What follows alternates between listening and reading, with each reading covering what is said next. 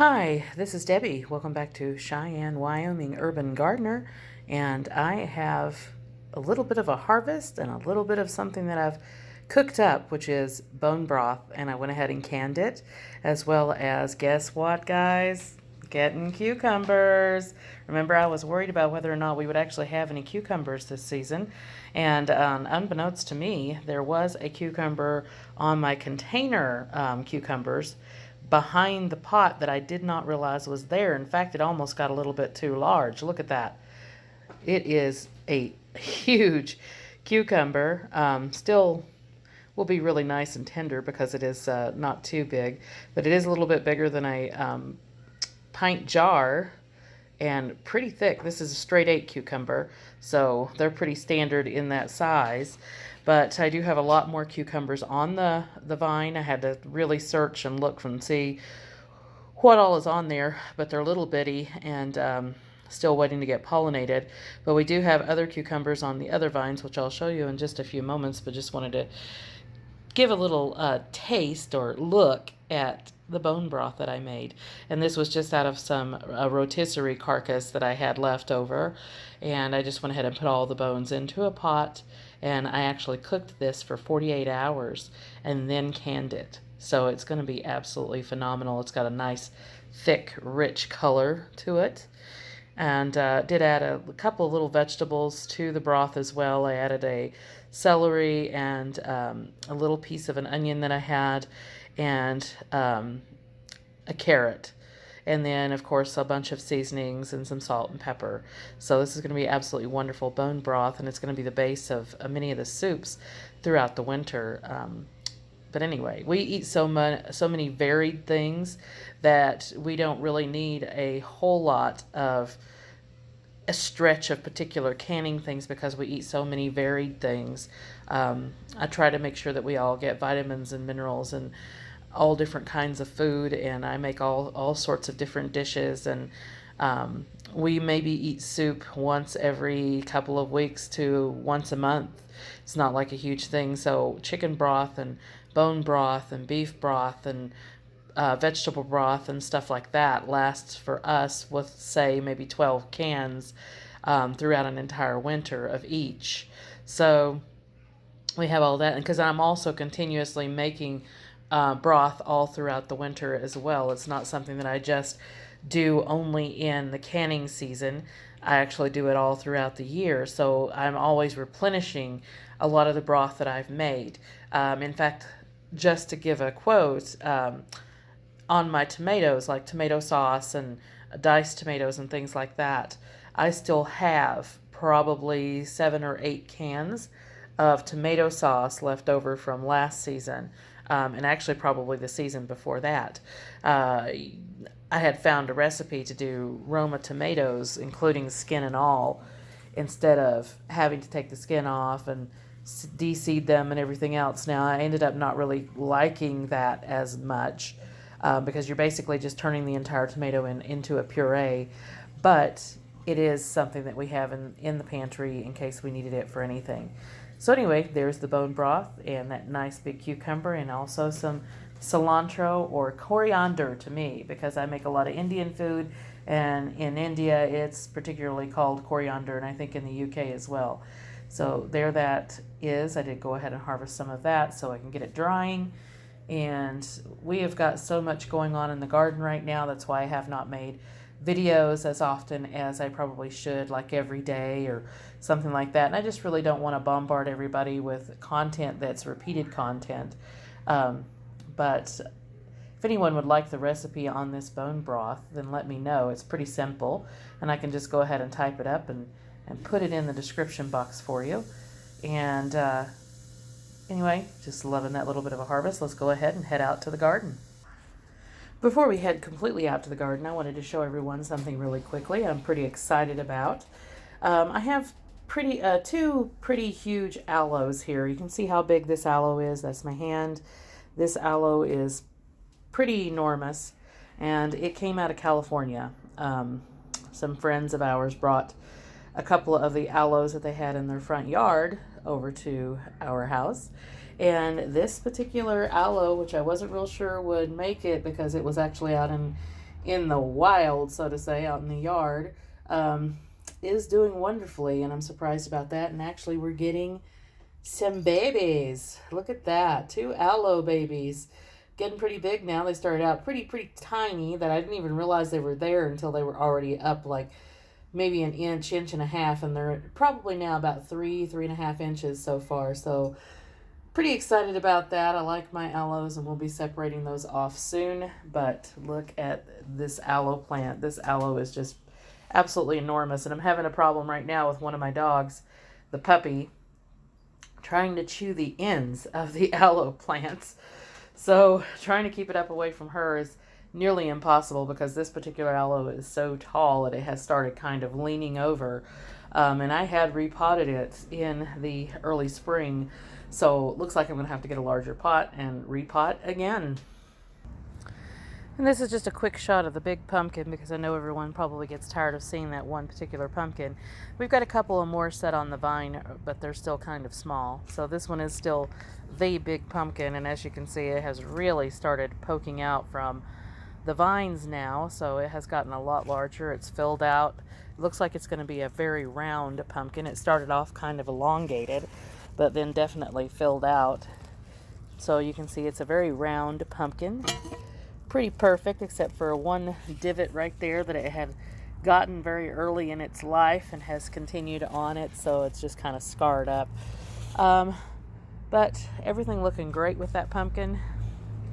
Now I'm having to keep a pretty close eye on the pumpkin because we've had some attacks on our squash lately, and I think what it is a gang of magpies. They kind of look like blackbirds, and I think they're fairly young magpies that have kind of formed a flock together, and I don't think they have their markings yet, like the white markings that magpies get here, but they have started pecking at the zucchini and the yellow straight neck squash and things like that. So we've got quite a few squash that we've harvested that have some chunks out of them from these magpies. So I'm definitely having to keep an eye on the pumpkin, but I think the pumpkin is tough enough that it's probably resisting anything that they have to put up because it has a pretty thick rind on it. It is a jack-o'-lantern, so it's not really tender-skinned or anything like that. It's either a honestly, I don't know if it's really a jack-o'-lantern or if it is a filled pumpkin, because this pumpkin began its life being a transplant or a dropped seed from a bird out on the north side of the house, and it had one tiny pumpkin on it. I cut it open and gathered the seeds and have kept them and just basically grew it from there. I only had a few seeds out of that first tiny pumpkin, but then I saved those, and then the next following season I got much larger pumpkins because I planted them on the south side. So we have continued this pumpkin now for 5 seasons and pretty proud of it. And we also had a transplant or dropping of seed of a pie pumpkin as well, because when I grow those, and I did not grow any this season because I didn't need them, they were a lot different. Alright, sorry about that. I had to pause it because we had FedEx come by. And I also want to let everyone know that I did pull a nice big zucchini off of the zucchini plants in the back behind the pumpkin. I know it's kind of crazy that we have compact planting like that, and there hasn't been any cross-pollination that I've noticed. So I pulled a nice big zucchini off of the plants on the back. It was bigger than all the other zucchini that I've had so far.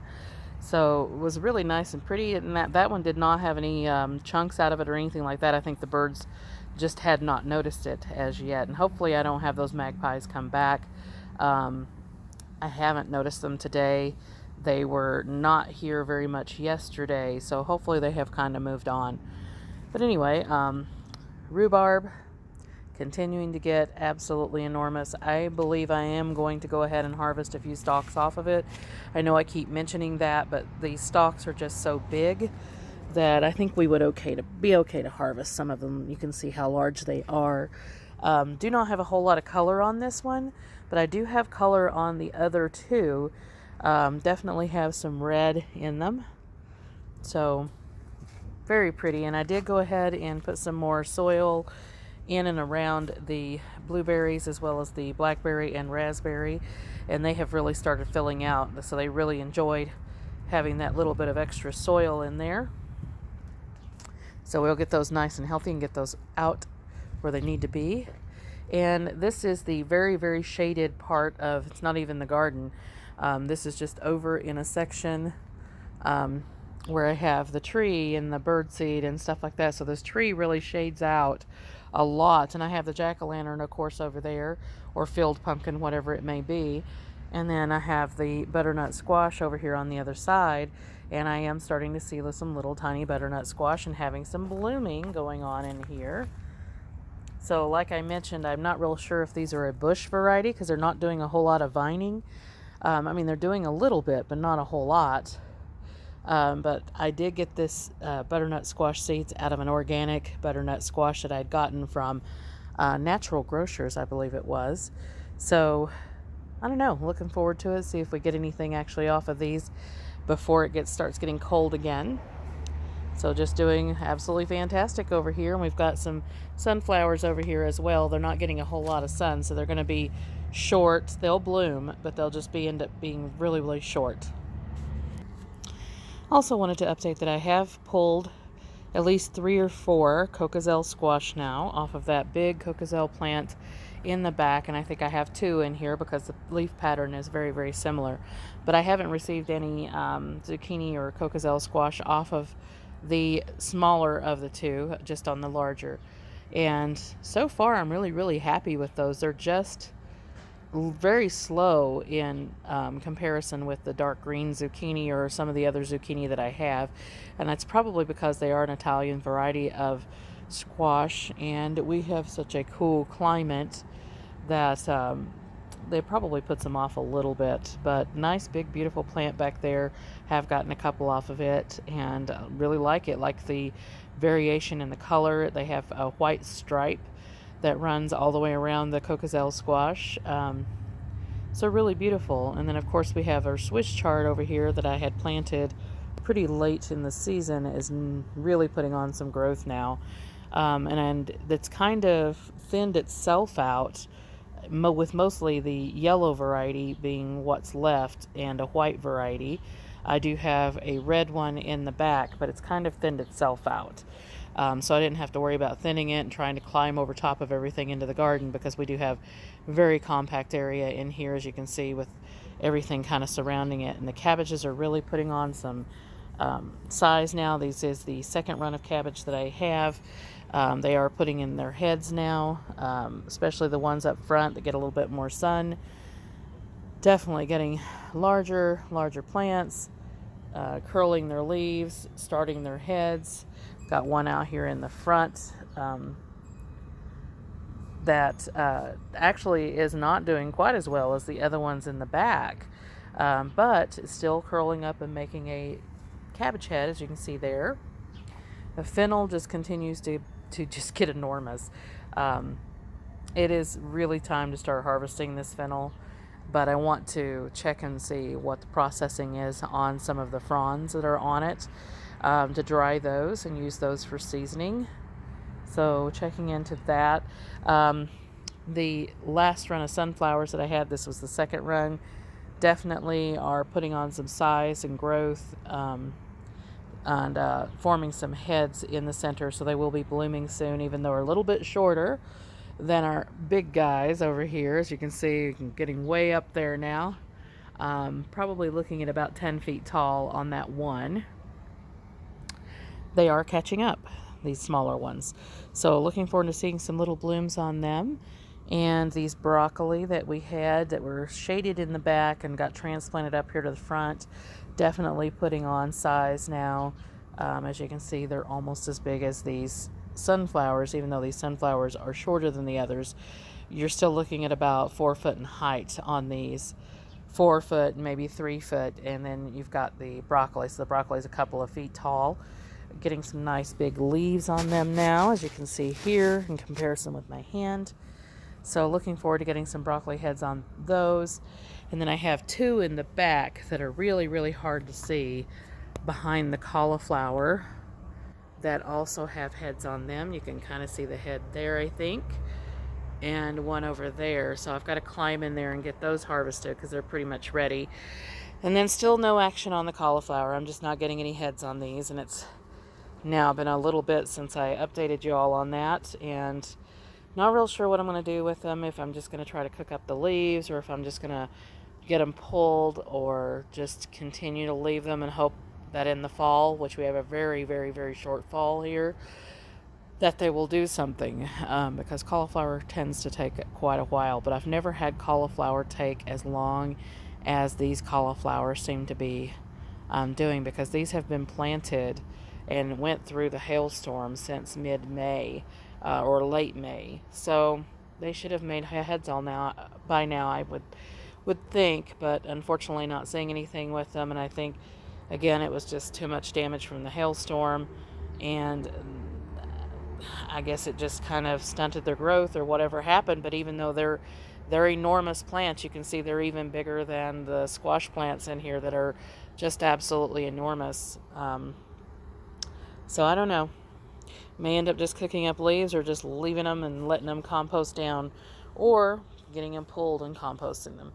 So anyway, and we have another broccoli plant here in front of those, and this one is still getting a lot of shading, so I'm not real sure if it's going to do a whole lot of anything, just because of all of the shading. And then we've got another cauliflower in here, which was a snowball cauliflower, kind of getting shoved out by some of the acorn squash. These are the white acorn squash, and they are running out into the yard now, and I'm just letting them go because there's not really any other place for them to go. And they are setting little acorn squash on them, so I look forward to seeing some of those white acorn squash. As I had mentioned about the romaine lettuce, it had some brown crisping on the edges, and it has now started really pulling out of that. And let me go ahead and get into a part 2 of this. So going to part 2.